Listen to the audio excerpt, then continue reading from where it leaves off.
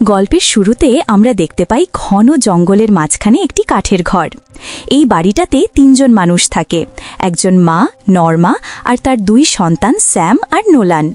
তাদের কারোরই বাইরের জগতের সঙ্গে কোনো সম্পর্ক নেই।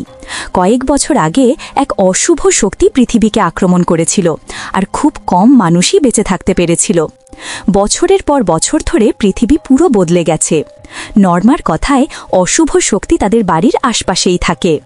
নর্মা তার সন্তানদের বলে যে অশুভ শক্তি যে কোনো মুহূর্তে তার রূপ বদলে ফেলতে পারে, আর যদি সেটা কাউকে সামান্য স্পর্শও করে তবে সেই মানুষটা মন্দ হয়ে যায়।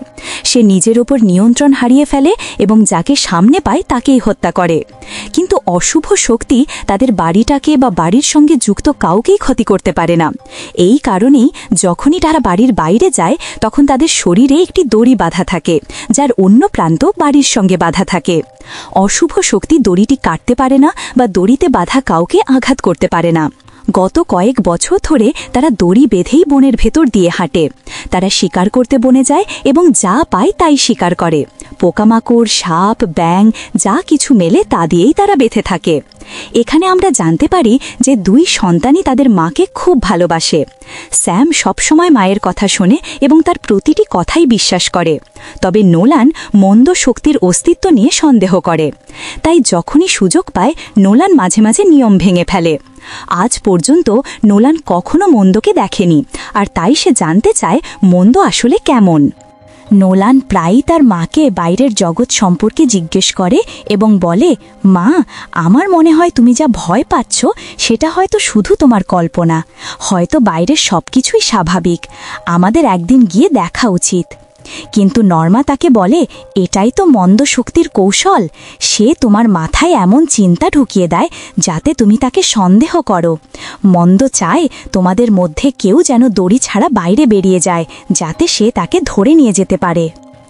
একদিন সকালে শিকার করার সময় নোলান দেখে একটি পাখি গাছ থেকে উড়ে যায়। সে গিয়ে পাখির ডিমগুলো খুঁজে পায়। যখন সে ডিমগুলো হাতে তুলে নেয় তখন একটি ডিম নিচে পড়ে যায়। নোলানের দড়ি এত লম্বা নয় যে সে নিচে পড়ে যাওয়া ডিমটাতে পৌঁছাতে পারে। এখন ডিমটি আনতে চাইলে তাকে দড়ি খুলে যেতে হবে। ঠিক যখন সে তা করতে যাচ্ছে স্যাম এসে তাকে থামিয়ে দেয়। স্যাম বলে, যদি তুমি দড়িটা খোল মন্দ সঙ্গে সঙ্গে তোমার ওপর আক্রমণ করবে আর তোমাকে মেরে ফেলবে, তাই চুপচাপ বাড়ি ফিরে যাওয়াই ভালো। নোলান প্রথমে কিছু বলে না, কিন্তু ফেরার পথে সে রেগে গিয়ে স্যামের দড়ির ওপর পা রাখে। এতে স্যাম পিছলে পড়ে যায়। স্যামের দড়ি খুলে যায়। পড়ে যাওয়ার সময় তার পা গাছের ডালে আটকে যায়।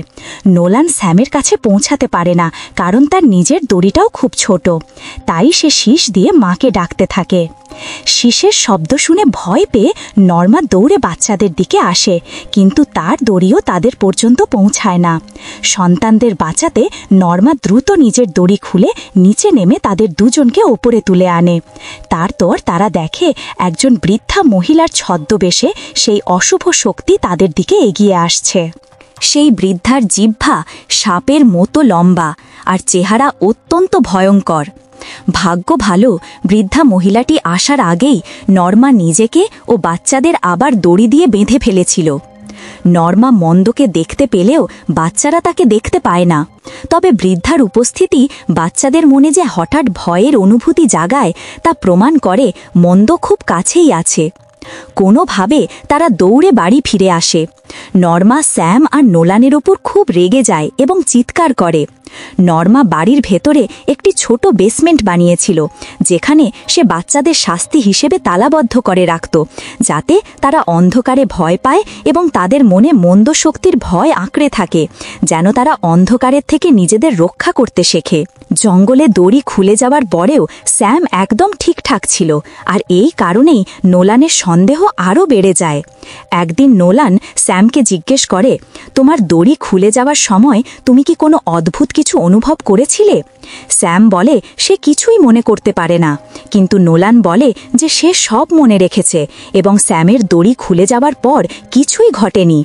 এর স্পষ্ট মানে হলো তাদের মায়ের ভয় হয়তো শুধু একটা ভুল ধারণা, আর মন্দ বলে কিছু নেই। সে নিশ্চিত যে বাইরের জগৎ পুরোপুরি স্বাভাবিক, কিন্তু স্যাম তার মায়ের কথা বিশ্বাস করে, তাই নোলানের কথা সে গুরুত্ব দেয় না। একদিন নোলান আর নর্মা তাদের গ্রিন হাউসে সবজি লাগাচ্ছিলেন। নোলান তার মায়ের কোমরে একটি সাপের ট্যাটু দেখতে পেল। নর্মা তাকে বললেন, আমি প্রায়ই সাপের রূপে মন্দকে দেখি, তাই আমি সাপের একটি ট্যাটু করিয়েছি যাতে মন্দ আমাকে চিনতে না পারে। নোলান নর্মাকে নরম স্বরে বোঝানোর চেষ্টা করল। সে বলল, মা, হয়তো বাইরের পৃথিবী ঠিকই আছে, আমাদের একদিন বাইরে গিয়ে দেখা উচিত। কিভাবে সম্ভব যে পুরো পৃথিবীতে শুধু আমাদের এই বাড়িটাই বেঁচে আছে? নর্মা তখন নোলানকে বললেন, ধন্য হও যে অন্তত আমাদের বাড়িটা নিরাপদ আছে, না হলে আমরা কেউই আজ বেঁচে থাকতাম না। এভাবে আরও বহু মাস কেটে গেল। নোলান এখনও তার মায়ের কথা বিশ্বাস করতে পারল না। এখন সে নিশ্চিত যে মা তাকে মিথ্যে বলছে। তাদের কাছে খাওয়ার মতো কিছুই অবশিষ্ট নেই, তাই তারা গাছের পাতা আর ডাল খেয়ে কোনোভাবে টিকে থাকে। এক রাতে নোলান স্যামকে জোর করে বলে তার সঙ্গে চলে যেতে। সে বলে, আমি নিশ্চিত বাইরে কোনো বিপদ নেই। কিন্তু স্যাম বলে, আমরা মাকে একা রেখে যেতে পারি না। তখন নোলান বলে, আমরা যদি এখানে থাকি আমরা না খেয়ে মরে যাব, মায়ের জন্য কিছু নিয়ে আসাই ভালো। বাইরে দাঁড়িয়ে নর্মা তাদের কথোপকথন শুনে ফেলে। পরের দিন সকালে নর্মা তার বাচ্চাদের একটি পুরনো ক্যামেরা আর কিছু ছবি দেখায়। তারপর নর্মা নিজের আর বাচ্চাদের একটি ছবি তোলে, কারণ তার মনে হয় সেও একজন শিকার। সে ভয় পাচ্ছিল যে তার বাচ্চারা তাকে ছেড়ে চলে যাবে। নর্মা তাদের বলে যে এখন তাদের খাওয়ার মতো কিছুই নেই, তাই তাদের কুকুরটাকে মেরে ফেলতে হবে, যদিও তারা সেটা করতে চায় না। কুকুরটাকে মেরে ফেলতে পারলে অন্তত 1 মাসের খাবার পাওয়া যেত। কিন্তু নোলান তার কুকুর টমকে খুব ভালোবাসত। সে যে কোনো মূল্যে টমকে বাঁচাতে চেয়েছিল, তাই সে স্পষ্টভাবে বলে দেয় যে তারা এটা কোনোভাবেই করবে না। তখন নর্মা বলে, আমার মনে হচ্ছে তুমিও মন্দের প্রভাবের মধ্যে পড়েছ। সে তোমাকে আমাদের বিরুদ্ধে দাঁড় করাচ্ছে, যাতে সে আমাদের আলাদা করে সবাইকে মেরে ফেলতে পারে। নোলান যতই অস্বীকার করুক, নর্মা তাকে উপেক্ষা করে টমকে গ্রিন হাউসে নিয়ে যায়। নোলান পৌঁছাতেই নর্মা টমকে ক্রসবো দিয়ে হত্যা করতে যাচ্ছিলেন। নোলান বাইরে থেকে গ্রিন হাউসের দরজা বন্ধ করে দেয় এবং বলে, আমি তোমাকে এটা করতে দেব না। এখানে কেউই কোনোভাবে খারাপ নয়, তোমাকে এটা মেনে নিতেই হবে। তারপর নোলান নর্মার দড়ি কেটে দেয়। ঠিক তখনই নর্মার মায়ের রূপে থাকা মন্দটি তার সামনে উপস্থিত হয়। মন্দটি ধীরে ধীরে তার দিকে এগিয়ে আসে। মন্দের আক্রমণে নর্মা মারা যায়। সে মন্দ হতে চাইছিল না, তাই পিছনে থাকা একটি আয়না ভেঙে সে নিজের গলা কেটে ফেলে। নর্মা সেখানেই মারা যায়। স্যাম দেখে যে নোলান তাদের মায়ের দড়ি কেটে ফেলেছে, তাই সে দৌড়ে তার কাছে আসে, কিন্তু তখন অনেক দেরি হয়ে গেছে। স্যাম তার মাকে মৃত অবস্থায় দেখে ভেঙে পড়ে এবং অনিয়ন্ত্রিতভাবে কেঁদে ফেলে। এ সময় নোলানও বুঝতে পারে যে সে একটা ভয়ানক ভুল করেছে, তার কারণে মা আর বেঁচে নেই। এখন নোলানও বিশ্বাস করে যে মন্দ আসলেই ভীষণ বিপজ্জনক, এটাই তাদের মাকে মেরে ফেলেছে। মায়ের মৃত্যুর পর স্যাম পুরোপুরি ভেঙে পড়ে। সে খুব অসুস্থ হয়ে যায়, কারণ আর তাকে দেখাশোনা করার কেউ নেই, তার কাছে খাওয়ার মতো কিছুই নেই। এর মানে হলো তার বেঁচে থাকা আরও কঠিন হয়ে পড়ে। একদিন স্যাম অসুস্থ থাকায় বাড়িতে ছিল, তাই নোলান একা বনে শিকার করতে গেল। হাঁটতে হাঁটতে নোলান একটি রাস্তা দেখতে পেল। নোলান সাহায্যের জন্য ডাকতে লাগল, আশা করল যে কাছাকাছি কেউ আছে যে তাকে সাহায্য করতে পারে, কিন্তু অনেকক্ষণ ধরেও কেউ এলো না। হতাশ হয়ে নোলান বাড়ির দিকে হাঁটতে শুরু করল। সে ঘরে ঢুকতে যাচ্ছিল, ঠিক তখনই সে একটি শব্দ শুনল। একজন লোক এসে নোলানকে বলল, আমি পাশ দিয়ে যাচ্ছিলাম, তখনই শুনলাম তুমি সাহায্যের জন্য ডাকছো, তুমি ঠিক আছো তো? নোলানের মনে হলো এটা হয়তো সেই মন্দের ছদ্মবেশ। সে ভাবল লোকটি তাকে ফাঁদে ফেলতে এসেছে। ঠিক তখনই দুর্বল আর অসুস্থ স্যাম তার মায়ের ক্রসবো হাতে নিয়ে বাইরে বেরিয়ে এলো এবং লোকটির দিকে তাক করল। লোকটি বলল, আমি শুধু সাহায্য করতে এসেছি, যদি তোমাদের সাহায্যের দরকার না হয় আমি চলে যাচ্ছি। লোকটি ফিরে যেতে শুরু করতেই স্যাম তাকে ক্রসবো দিয়ে মেরে ফেলে। লোকটি মারাত্মকভাবে আহত হয়ে হামাগুড়ি দিয়ে জঙ্গলে ঢুকে যায়। নোলান লোকটির কাছে একটি ব্যাগ দেখতে পেল, তাই সে তার পিছু নিয়ে জঙ্গলে গেল। লোকটি হাঁপাতে হাঁপাতে সাহায্যের জন্য ডাকছিল। নোলান দ্রুত তার হাত থেকে ব্যাগটি কেড়ে নিয়ে বাড়িতে ফিরে এলো। ব্যাগ খুলে তারা প্রচুর খাবার পেল। তখনই তারা বুঝল যে তারা একজন নিরীহ মানুষকে হত্যা করেছে, কিন্তু তারা বহুদিন ধরে না খেয়েছিল। খাবার দেখে দুজনেই হেসেলে ঝাঁপিয়ে পড়ল। রাতে তারা একটি মেয়ের কণ্ঠস্বর শুনল। মেয়েটি বলল তার বাবা কাউকে সাহায্য করতে বনে এসেছিল, কিন্তু অনেক ঘন্টা পরেও সে ফিরে আসেনি। তখন স্যাম মেয়েটিকে পুরো সত্যটাই বলে দিল। সে বলল, আমি ভেবেছিলাম সে মন্দ, তাই ভুল করে ক্রসবো দিয়ে তাকে হত্যা করেছি। এটা শুনে মেয়েটি ভয় পেয়ে দৌড়ে পালাতে শুরু করল। স্যাম তার পিছু নিল। কিছু দূর যাওয়ার পর স্যাম বুঝতে পারল যে সে বনের মধ্যে পুরোপুরি হারিয়ে গেছে। সে একা হয়ে গেল।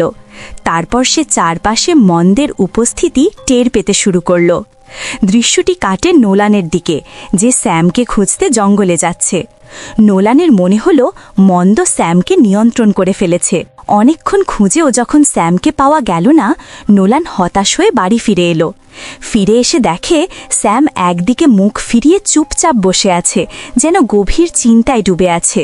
হঠাৎ স্যাম নোলানকে হত্যা করার চেষ্টা করল এবং মুহূর্তেই বাড়িতে আগুন লাগিয়ে দিল। সে নোলানকে ভেতরে তালাবদ্ধ করে রাখল। নোলান তখন দৌড়ে বেসমেন্টে ঢুকে পড়ল। পুরো বাড়ি আগুনে পুড়ে গেল। স্যাম আগুনে পুড়ে মারা গেল। কিছুক্ষণ পর উদ্ধারকারীরা এসে পৌঁছালো। নোলান বেঁচে গেল, কারণ সে বেসমেন্টে ছিল। নোলান যা সবসময় বলতো সেটাই সত্যি। পৃথিবী ঠিকই ছিল। তার মাই তাকে বন্দি করে রেখেছিলেন। তারপর দেখা যায় জঙ্গলে পড়ে আছে নর্মার পুরনো ক্যামেরা, আর সেখানে স্যামের ছবি রয়েছে। সেই ছবিতে দেখা যায় শয়তানের হাত স্যামের কাঁধে রাখা। এতে বোঝা যায় শয়তান সত্যিই ছিল, কিন্তু কেবল তাদের পরিবারের জন্য।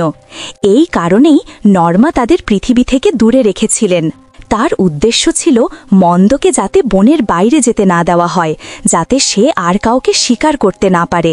কারণ যদি মন্দ বনের বাইরে বের হয়ে যেত, তাহলে সে অন্যদেরও ক্ষতি করত এবং একসময় পুরো পৃথিবী তার শিকার হয়ে যেত। কিন্তু এখন মন্দ স্যামের মাধ্যমে বনের বাইরে চলে গেছে, তাই ধারণা করা যায় যে মন্দ এখন বাইরের পৃথিবীতেও ধ্বংসযজ্ঞ চালাবে এবং এখানেই গল্পটি শেষ হয়।